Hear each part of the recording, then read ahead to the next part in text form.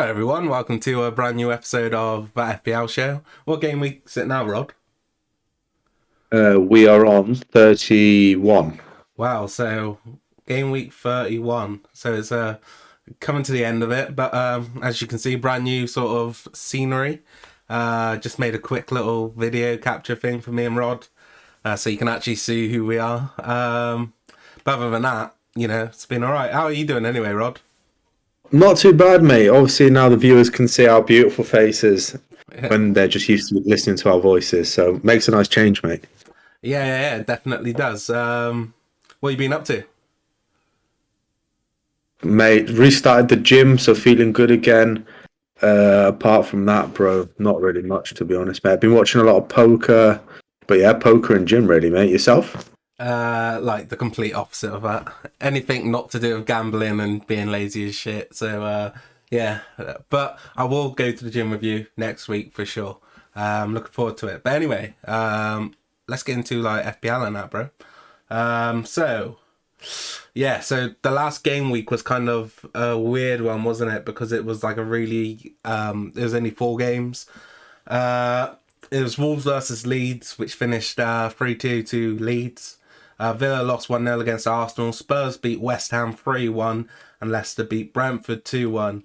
Let's get into the points, man. I did okay, I think, in the end. I hit 58. The average was 28. I did play my free hit. And against all advice from you, Rod, I decided to say, you know what, fuck Rod, I'm doing this by myself. I know what's going to happen. Leeds aren't going to score one fucking goal against Wolves, so I'm going to use 3 Wolves defenders. So 8 Nori, Connor Cody, and Jose Sa all got me 1 point, which was devastating. And I mean, Kane and Son really just pulled out the bag for me. Captain Kane got me 26, and Son got me 15 points, Rod. How did you do? Yeah, so obviously I had, how many players did I have playing? I had 9 players playing, and I made a couple transfers. I brought in Coutinho and I brought in Connor Cody, so I had the 2 Wolves defenders. I knew Leeds were going to score, but I thought maybe they'd only score one. And obviously, Connor Cody's got some attacking potential, and Sar's got a lot of save potential. So I was like, okay, I think they're safe moves. That game, I'm sure we'll get onto it shortly. But I finished on 56, another flipping red arrow from 80k to 88. We're slowly going down. But I don't know. I activated my wild card, and we'll get onto that shortly. But 56 from just a normal team taking a -4, I don't think is too bad, considering you got 58 and you free hitted. So we'll go into the next game week and the home straight now, the final 7 game weeks. It is definitely, we're definitely on the back nine, and it feels like it as well. So obviously, you actually, I would say, despite getting that the red arrow, you did pretty well considering you only had 9 players playing. And like you said, you kind of made the mistake with the Wolves, Jose Sa and Cody, like me. Luckily, you didn't play Nori. But yeah, I think overall kind of satisfied with last game week. This game week's going to be definitely an interesting one. Um, but yeah, last game week was a really you know important one for Leeds United, and it was a really big win that they picked up against Wolverhampton, 3-1 in the end. Rod, kind of didn't improve their standing too much in the table, but points wise, it made a big difference. It's leaving them on 29 points now. That's 4 points clear of Everton, who have 3 games in hand on them, and 7 points clear of Watford. So it was a big result for Leeds. What did you take away from the performance? So obviously, Raul Jimenez got sent off, probably deservingly, and I thought it was a weird game for me. Wolves, I wouldn't say they dominated, but they did control the first half, and it's probably fair enough that they went in 2-0 up. I was like, I probably can't really argue too much. I thought Leeds were woeful. Bamford obviously coming off injured early on. He's now out for 6 weeks, so that's probably the rest of his season. And then just second half, it just kind of went to shit for Wolves, and just mistakes led to Leeds goals. And I rate the spirit of Leeds, never say die. And looking at the stats, they have 6 shots on target for Leeds, 8 for Wolverhampton, 15 shots in total for Leeds, 14 for Wolverhampton. Leeds slightly edging it on possession, but it was a weird game. I couldn't stop laughing for most of it, to be completely honest. Yeah, and you think Leeds are safe now, yeah? I think 29 points. That's a decent amount of points with what they got, like 7 or so games to go. I think that's pretty much them safe. For me now, it's between Everton and I think I'll probably have to say Watford. Yeah, I think you're right with that. Just getting up the Leeds fixtures for the remainder of the season. So they got Chelsea at home, Southampton at home, Watford away, Crystal Palace away, City, Arsenal, Brighton, and Brentford.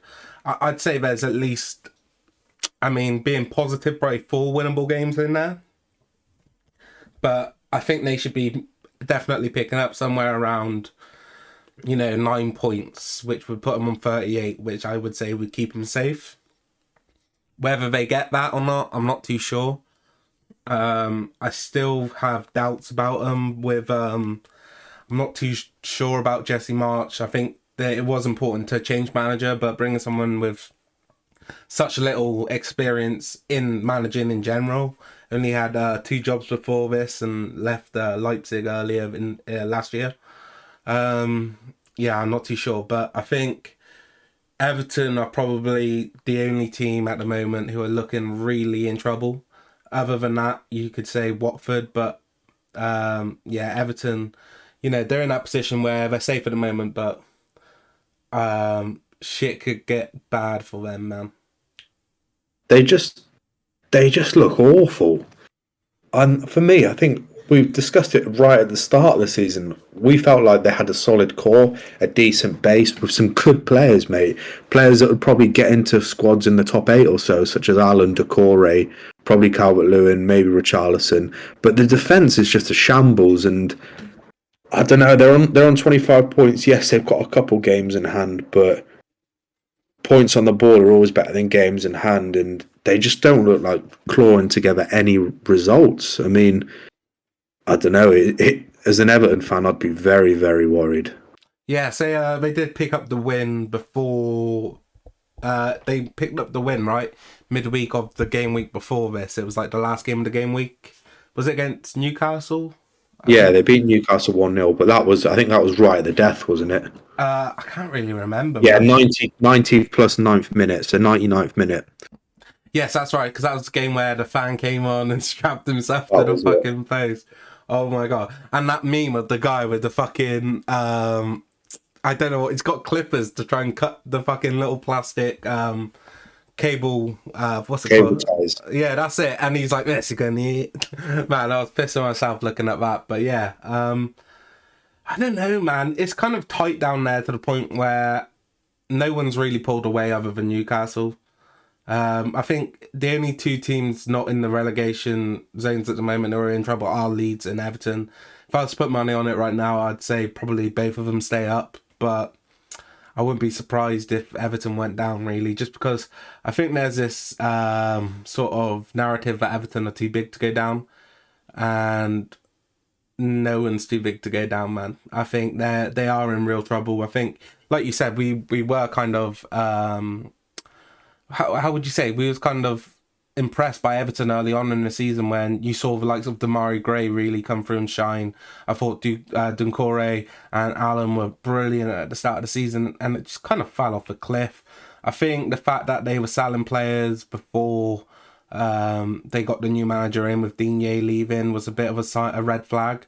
Also, I think the club came up and they released annually they've lost over 120 million this year. So that's kind of, it's kind of, they're in a position now where they are financially in trouble a little bit. And it's going to be interesting, even if they do stay up, what sort of position are they going to be in the summer, whether it comes to like bringing in players. But I think you'll see a couple big ones leave for sure.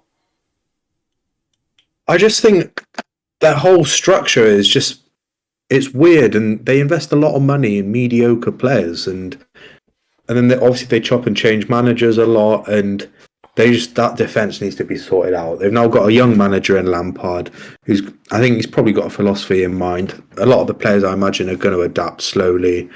I've seen he's going to bring through players like Gordon, which I think Gordon's impressed. Obviously, they've brought in Dele Alli, but that defense needs complete sorting out. Michael Keane Yeah, I think terrific. Holgate's not good enough. Coleman, he's been a good servant that he needs to obviously move on, retire, etc. Needs to bring people in.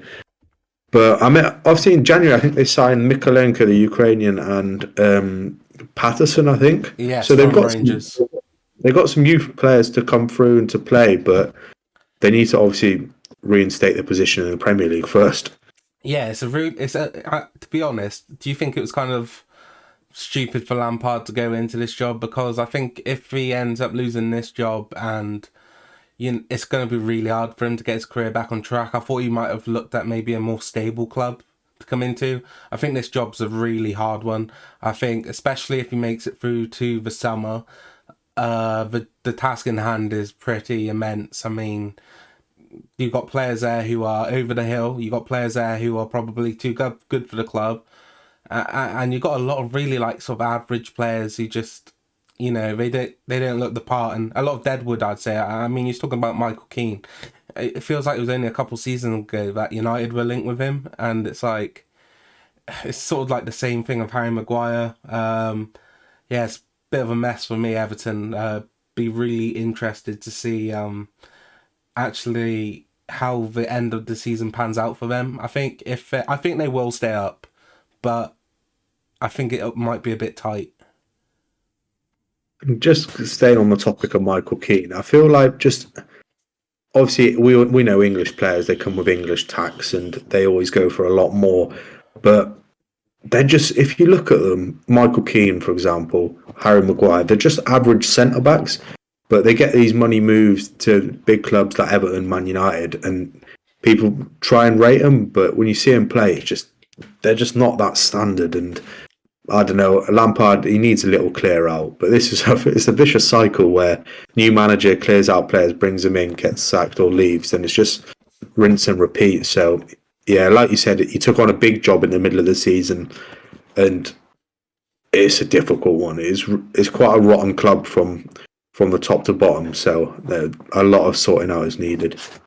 Yeah. Do you think is kind of like the wrong move? Because I think he should have maybe looked at maybe another championship club, a club he's got real stability, maybe even a team like a Fulham, like that sort of level. Like if Norwich went down and Dean Smith was to leave, like that sort of a job where the club's got a consistency to it. Maybe like a Southampton sort of job if Ralph Hasenhüttl ever leaves or something like that. Do you know what I mean? I think the Everton job it's kind of like a toxic place to be, and I think the pressure of being manager of that club is probably very high at the moment. I think if same, you can apply it to any job. If someone offers you an incredibly romanticized job, so obviously like a Premier League club, I think you're always going to go for it, and I can completely see why he's gone for it. But there was always that potential of potentially going downhill and it not working out. I mean, obviously it's early to judge, but we know what Everton's management's like in terms of the way the club's run. So I don't know. From his perspective, I completely see why he took it. I'd probably do exactly the same, but I still think he needs to build up his managing like career, and he needs more experience because obviously Everton's a big club. I mean, not long ago, similar to Villa, they were competing for the European places, so they've got high standards at Everton. And I don't know. I hope it works out for him, but like we said, no club's too big to go down, and if they don't sort their shit out soon, they could be playing against Norwich next year in the Championship. Yeah, I think it's safe to say Norwich are down. And, you look at Burnley, they're in a position where they're 4 points off Everton on the same amount of games. I'm still not done on Burnley getting out of this. I still think they've got a chance, and if they do manage to get out, it's a real sort of a glory moment for Sean Dyche, who I think has put up with a lot of shit. he's never had the money to spend, and he's always stuck with his style. So yeah, it'd be very impressive if he was able to do that. I think Burnley's a real weird one. Obviously, they've been in the Premier League for years now, and he's done a stellar job there on minimum budget, really. So it's testament to him and his coaching staff. But you kind of know what you're getting with him, and uh, they've always been that team where it's kind of you kind of forget about them because they're always usually safe, but they're never really in the top half. And Yeah, obviously, this was a year where they've looked like they probably could go down. And obviously, they've got 2 games in hand. They're level on games with Everton, 4 points behind them.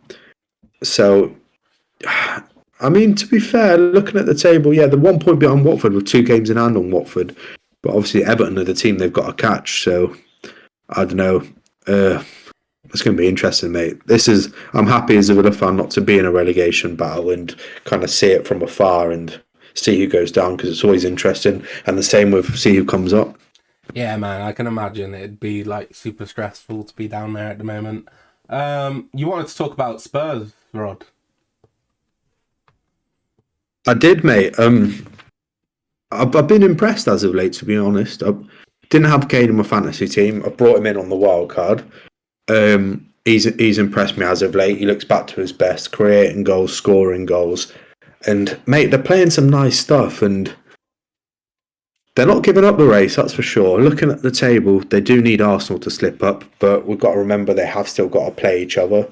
So that's a must-win for Spurs, and I think Arsenal do have some tough fixtures coming up. Like looking at it now, they've still got to play you. They've still got to play Chelsea.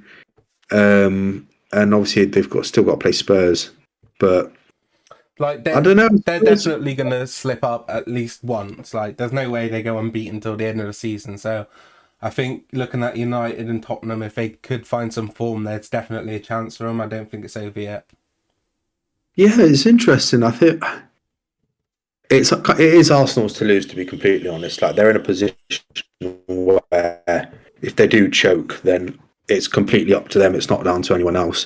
But obviously, Tottenham and Man United just have to maintain a kind of a winning streak and keep stringing points together, hoping for an Arsenal fuck up similar to what Liverpool have been doing since almost the start of the season, waiting for City to slip up. So yeah, mate, I don't think it's a completely open Champions League place race, but it's more exciting, I think, than it was a few weeks ago, where Tottenham and Man United just didn't look particularly arsed.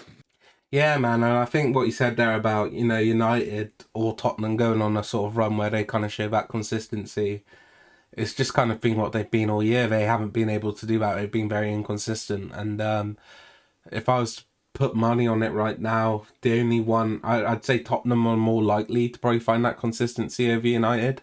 I Um, completely agree. yeah, and to be honest, I'm not even sure if they'll be able to do it because I think Arsenal are probably the more consistent club at the moment. They tend to go on that run of like, 3 wins, 1 loss, sort of, and I know the form isn't looking all too different between the clubs at the moment. Obviously, Arsenal have won 4 of the last 5, same as Spurs, but United have won 3, 1 draw and 1 loss. I'm not sure even Spurs can put that consistency together. I'd be really surprised, to be honest. I think if Arsenal continue what they're doing, they should be good. Although, like you said, they got the 3 sort of games, even though it's not like everyone knows United aren't favourites anymore for top 4. It doesn't mean that that game isn't a difficult one for them, even though I think the way they've been playing is better. I think just because of the rivalry, same with Spurs, it's those sort of games where it's not really about form, it's just about the moment. And going into that game, I'd actually probably back Spurs to beat them. United, not so much. I'd probably back Chelsea to beat them as well. It's those sort of games which are difficult, but it's definitely an interesting sort of race, I guess. But yeah, it'd definitely be interesting, Rod. What's interesting is Man United have lost 7 games, Arsenal have lost 8 games, and Spurs have lost 10 games. Obviously, Man United have drawn 8 compared to Arsenal's 3 and compared to Tottenham's 3 as well. So yeah, it's mad. 3 points is absolutely huge at this stage if you're fighting for a specific place, and a draw almost feels like a loss. You're right, man. It is at that stage of the season where the points are definitely feel more important than they did earlier on in the year. You know, like it's like you kind of lose games, but you don't even have to look at the table. You know whereabouts you are. Now it's kind of like you have to look at the table because the dramatic sort of shift in the table is kind of it's very visible now. Completely agree. Yeah, man. So let's move on to this upcoming game week, man. Have you got any moves you're making? So I've activated the wild card.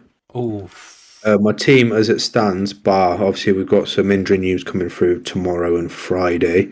So as it stands, it's Ramsdale in goal, Matip, Rudiger, Cancelo, Doherty, Son, Saka, Gordon, Madison, Salah, Kane up front, and on the bench, which obviously I'll switch it around.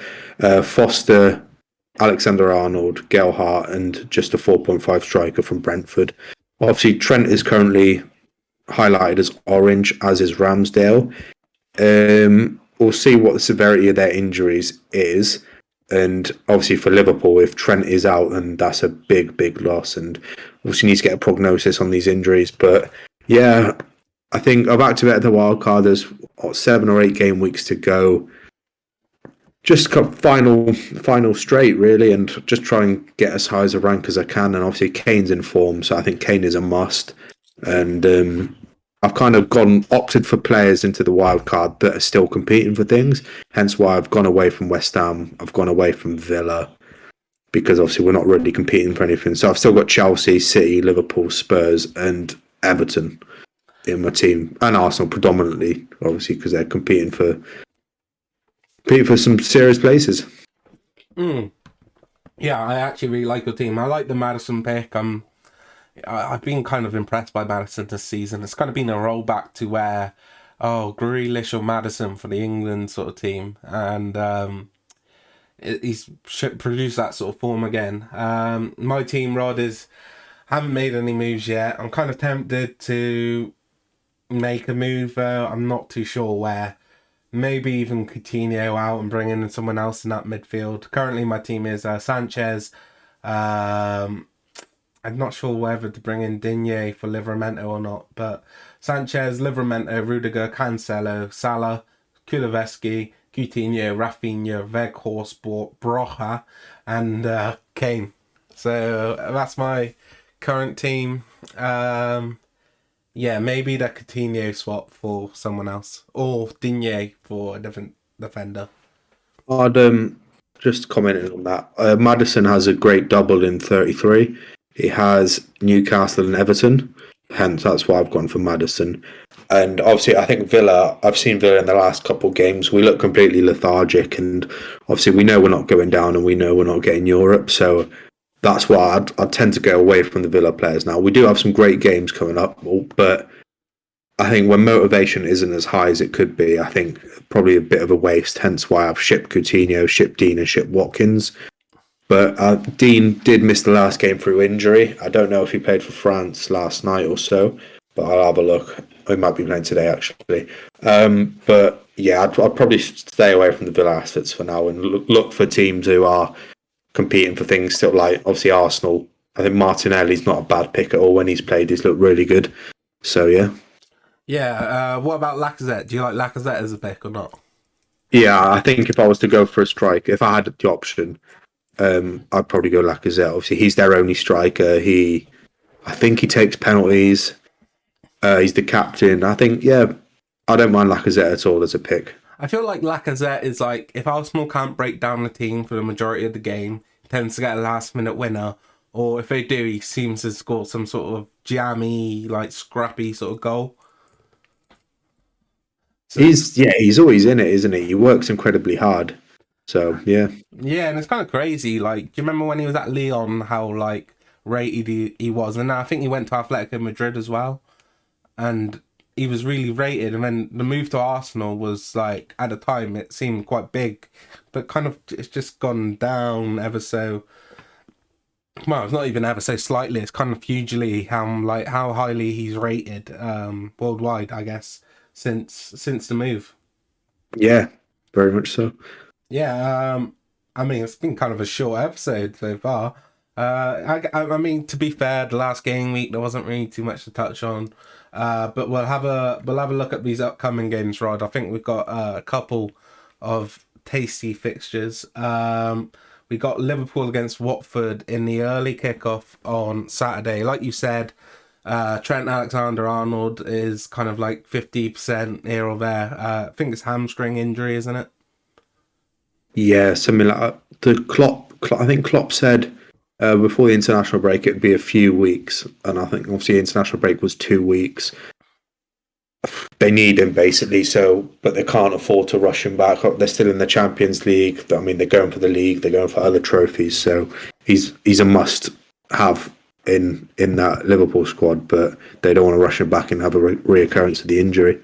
Yeah, man, I think you're right with that. I think it's not worth it, especially in the game against Watford, where although I think it won't be the easiest game just because of Watford's position and their need to, get points, I think they can definitely do without him. I think, replacements wise, I wouldn't be surprised if you saw James Milner or someone slot in that sort of position. Doesn't really change the result for me. I still think Liverpool will just get over. Probably just overrun them in the second half. I'd probably go with Liverpool 2 or 3-1. So, yeah, I'll go Liverpool 3-1, 3-0. I'll go 3-1. I think this game must have happened. I remember we called during this game on the reverse fixture where Liverpool kind of went absolutely mental and Roberto Firmino looked ridiculous. I think it was like 4-0 or something ridiculous. But yeah, I think Liverpool are going to dominate here. I'm going to go for 3-0. I think 3-0. Yeah, it's like that game. I think like Liverpool might only score like one in the first half, but I think, after about 70 minutes, they'll probably get a couple on the board at least. Watford at home, the game you have to win, really. Yeah, it's especially if they want to win this title race. And I mean, we'll probably be talking about it next week when, we see at least a couple of games happen for either team where we're going to see whether the form is still there. But it's so tight at the moment. It's going to be really, interesting to see how the outcome of it. Brighton against Norwich. I think this is an important game for Norwich. Just to say farewell to Brighton before they go back down to the Championship. I mean, I don't know. I don't know if I have too much hope for Norwich really giving us any sort of meaningful performances now before the end of the season. They're pretty much down now. Brighton have really struggled as of late just to get goals. So it's kind of hard. It's probably got 0-0 written all over it, to be honest. I just find it incredible that Norwich have conceded 63 and only scored 18 with a minus goal difference of 45. That's absolutely crazy. But I think Brighton, I can't see Brighton particularly struggling. They're at home. But I think it's going to be 2-0 Brighton. I think it'll be comfortable. And Norwich, I just hope either they have some investment and they can sustain themselves and get back into the Premier League and invest and actually become good, or just please stay in the Championship, because they're similar to Fulham. They just take up a spot where I'd rather see an old big club such as Nottingham Forest, Blackburn, etc. make it back. But yeah, Norwich, they're kind of just redundant. Yeah, I think there should be a rule put in place, whereas if you go up and then you go back down again, and then you go up and down again twice in a row, you cannot get promote. Even if you automatically qualify, you should have to beat the winner of the playoffs to get back in, because it is fucking like pretty ridiculous now with like West Brom, Norwich. Those are the main ones I think of. Who else would you say is one? There isn't really. Fulham, yeah, Fulham. But West Brom actually, surprisingly this year, I mean, I think late on in the season, not Steve Bruce took them over, and they're now looking at the table. They're 12th. Yeah, they're a while off playoff, so unlikely we'll be seeing them. But we will be very likely we'll be seeing Fulham shortly. Man, and I saw something as well. I can't remember what it was. It was something on Twitter. I know you're off Twitter at the moment, but it was like, put this in football terms, and it was like Mitrovic in the Championship versus Mitrovic in the Premier League. And we was looking at Mitrovic's stats not too long ago, man. He's like a goal a game for like either club. I think we was looking at it because I was talking about how Newcastle could have brought in a different sort of striker. I said, look at the Championship. I wasn't on about Mitrovic as such. I was more on about Ben Brereton Diaz, who I think just got a really good conversion rate in the Championship. But yeah, Mitrovic is just crazy. I find it impressive. Mitrovic is on 35 goals for the season.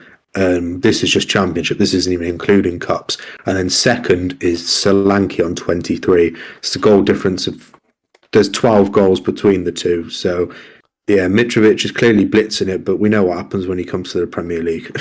Yeah, and it's not just that as well, is it? I think if you look at the conversion rates on them, and you look at Ben Brereton Diaz and Solanke, it's actually a lot different. I thought Solanke would probably be a bit better, but it's actually Diaz who's the more prominent striker. Mitrovic is just crazy in the Championship. He might as well be called Pele because he's just adding to his goal record consistently each year. Yeah, it's yeah, I just say, I don't know. Something's got to happen, I think, to stop these clubs being so yo-yo. But yeah, either way, we did Brighton against Norwich. What did you say the score for that would be? 2-0 Brighton. Okay, I said 0-0. Burnley against Manchester City is the next game. I think this one's actually really interesting. Just because I think Burnley at home are actually quite difficult to play. I think Man City have been in that sort of run where, you know, they have been winning games, but I think, was it their last game they drew 0-0 with Crystal Palace? Yes, it was, yeah. I thought in that game, we talked about it, where they created chances to score, but they weren't like the clear-cut sort of City chances.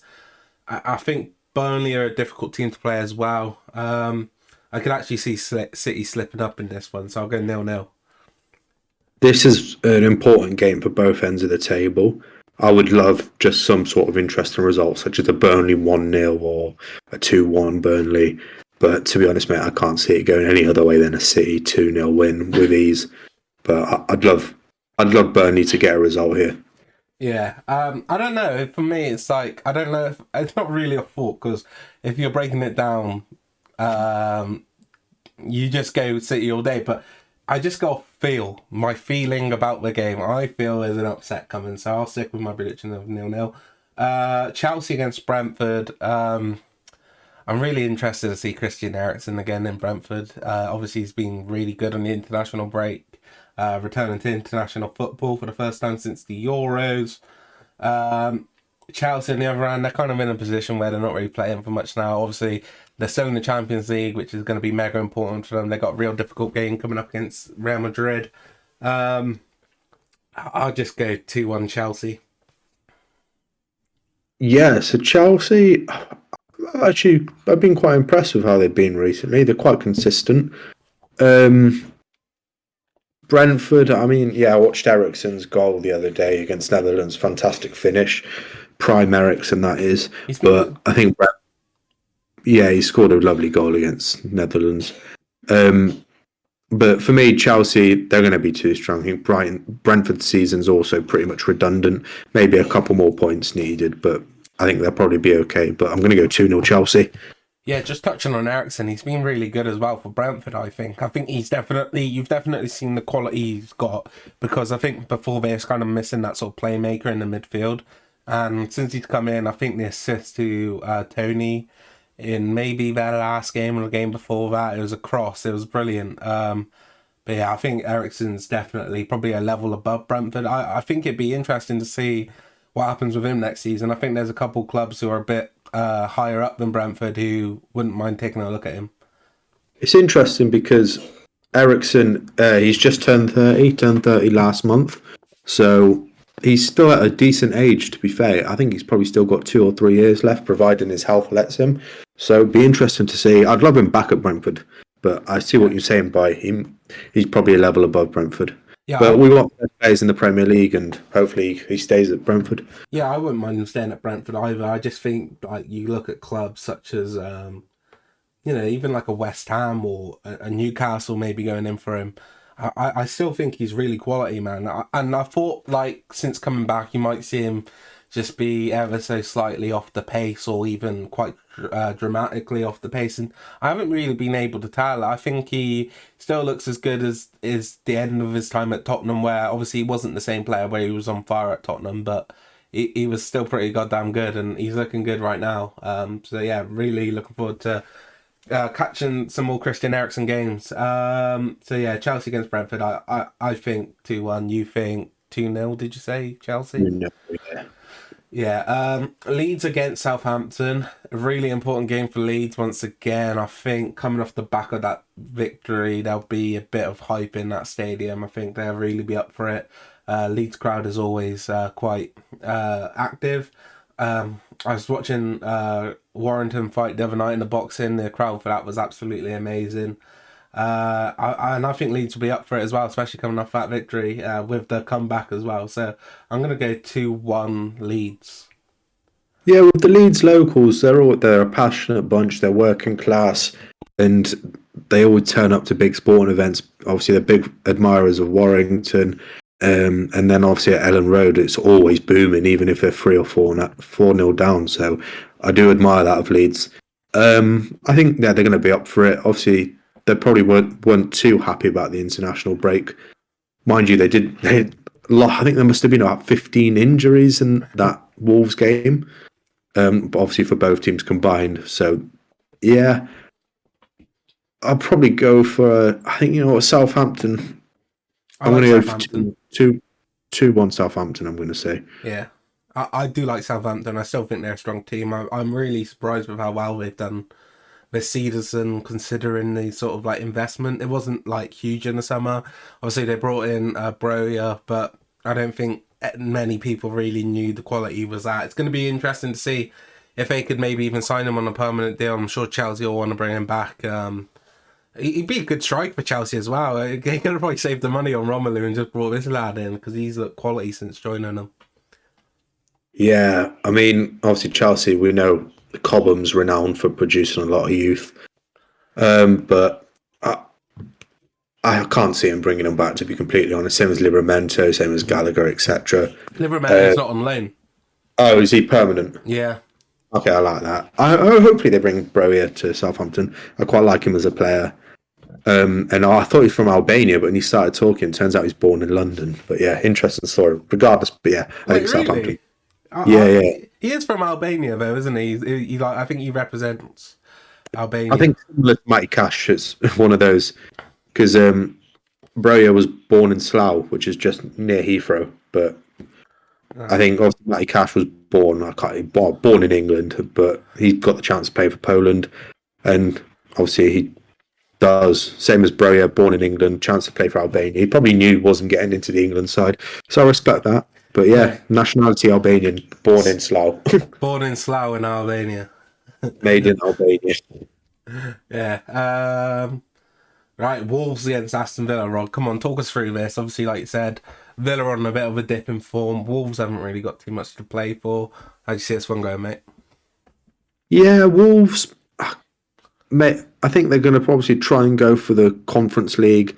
I mean, to qualify for the Conference League, you've got to finish 6th. They're 4 points behind Man United. Obviously, West Ham were chasing it as well. I think Wolves, they've got an outside chance of making it. I don't know what their wishes are. Probably want to finish as high as you can. Obviously, it's a Midlands derby. But,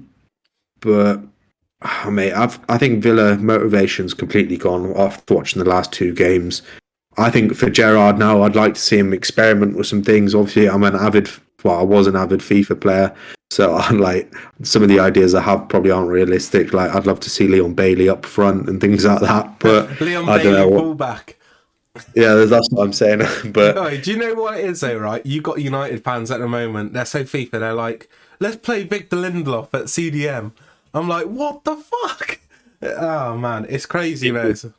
Fantasies kind of don't coincide with reality. Yeah. But I think Wolves will probably beat us. They're just a solid team. We struggle to break down solid teams. We've become a bit toothless when it comes to a defensively solid team, like we were against West Ham, like we were against Arsenal. So I imagine Wolves will be similar. So I'll probably go with a Wolves 2-0, to be honest. Yeah, man, and like you said, Leon Bailey's got a lot of pace. You probably play him centre back and get away with it. FIFA, man, fucking hell. But Yes. yeah, Aston Villa, like you said, I have seen the drop off as well. I think when you saw Jared come in initially, it was very obvious the change in style.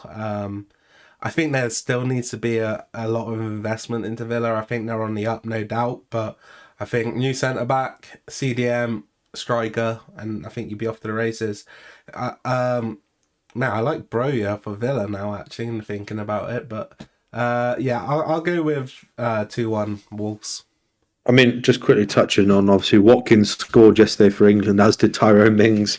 So hopefully they take a bit of confidence coming back into the Premier League. But Broja for Villa, I wouldn't be opposed. Yeah, man, I think he'd be a good signing. United against Leicester, I think this is a tough game. I think United make every game tough, to be honest. I think with the quality at the club, United should be able to walk this game, but unfortunately, the characteristics of those players of that quality isn't the best. So I'll probably go with a Leicester win here, to be honest, mate. At least a draw for Leicester. I don't see them losing it. Um, I'll go Leicester. I'll go 2-2. That's fair enough. I'm surprised, to be completely honest, that this game's televised. I probably, out of all the 3 o'clock games, would have swapped Wolves Villa with the Man United Leicester game as it's a derby, etc. But Yeah, but Wolves Villa's nothing to play for. This game's still top four. and it's more Man United. It's a derby, isn't it? They like to televise derbies a lot of the time. But yeah, to be honest, mate, I think Leicester have been quite poor recently. They haven't been a particularly great watch, and similar to Villa, they haven't got anything to play for. We're level on points with them. I think they're out of the European competitions, so I'll probably go for a United 2-1 win, I think. I think I don't know. I know the form says otherwise, but I just feel like United are really like I just cannot. Every game we go into, I just can't see us winning it. Yeah, it's going to be a tough game. Anyway, we go on to Sunday. West Ham against Everton. West Ham against Everton. Okay. I think watching West Ham, they haven't particularly impressed me either. I think they look a bit lackluster, and obviously, I think they've got eyes on the European competition now. Um, Everton, they need to pull a performance out the bag. Will it come against West Ham? I don't think so. I'm going to go West Ham 2-1. I'm gonna go with do you know what it is? I just don't rate. I don't rate West Ham as much as I. It's like Antonio and that sort of gone off the boil. I think Antonio was only on the boil for the first 5 games. He was insane though. He was a great FPL asset back then. Yeah, been Bowen's wrong. kind of gone off the boil. He was a great FPL asset for a few weeks. He's been injured for a few weeks, hasn't he? I think he would have got a call up to the England squad had he not been injured. Yeah, So interesting one. yeah, I don't know, man. And Everton, it's like, I like a lot of their players, but the squad just isn't good enough. I'll just go with a 1-1 game. Yeah, 1-1. Spurs against Newcastle, Rod. I think Spurs. I'm quite happy this game's televised as I've got Kane, Doherty, and Son. So I love watching. It just adds a bit of an edge to a game when you've got players in your fantasy team. I think Spurs will win this. I've been impressed, like I've said earlier. I'm going to go 2-0 Spurs. Okay. I'm gonna go with a Newcastle win. Back in the game. I just don't know. I think Spurs have been kind of inconsistent. I know their form is 4 wins out of the last 5, but I feel like they need another loss. Maybe. I'm gonna go with Newcastle to get the win. I think Joe Linton's gonna have a great performance in this game, so I'll I'll go 2-1 Newcastle. And then it takes us on to Monday. We've got Crystal Palace against Arsenal in a really big game. Yeah, it's a huge game miss for Arsenal. I think Crystal Palace are actually like really good under Vieira. And obviously they showed City they're not an easy test. They picked up 4 points against City this year. I think Arsenal might struggle going away to God, what is the name of Salah's Park? So yeah, so let's park. Yeah, so I'm actually going to go with Crystal Palace 1-0 win. I put Palace on the same level as Villa this year. I think we've both been average at times, we've both been decent at times, but we're quite inconsistent. So I'll put Palace on the same level as Villa. But they've pulled some good results out, and Monday under the lights at Selhurst Park, they do like it there. Looking at the head-to-head of Arsenal and Palace, they played 25. Arsenal have had 14 wins compared to Palace's 3. And I'm going to have to probably go with Arsenal. For me, they've been a bit ruthless recently. They get the results, they grind out the games. So I'm going to go 2-1 Arsenal. I'm quite pleased this game is on TV, because if Arsenal do fuck up, then it's a great watch. It would be a great watch. Burnley against Everton, the last game of the game week, Wednesday, 7:30 kickoff. I think, for me, Everton playing Sunday, Wednesday. It's not very nice. Yeah, I'll go Burnley in this game. I think this is actually like probably the most important game of this game week. Looking at it, yeah, this game's complete. It's huge. It's absolutely huge. And Burnley, they just got bigger balls, man. That's what I'm putting it down to. Burnley, big bollocks, Sean Dyche. He's gonna pull out the bag. I'm gonna go with Burnley 2-1. I'm gonna go with Burnley Everton 1-1. Okay. Very interesting then, Rod. So decent decent. I think there's some decent games in there. I think it's kind of hard to see them at times. I think there will be games which aren't like necessarily stand out to you, which will be pretty decent. But like, there's not really too many like big games of teams going up against each other. But definitely some worth watching. Anyway, guys, that's the end of the show. Please leave a like down below if you enjoyed. Comment if there's anything you want us to do. Pretty much down for anything, me and Rod. So let us know. And until next time, peace.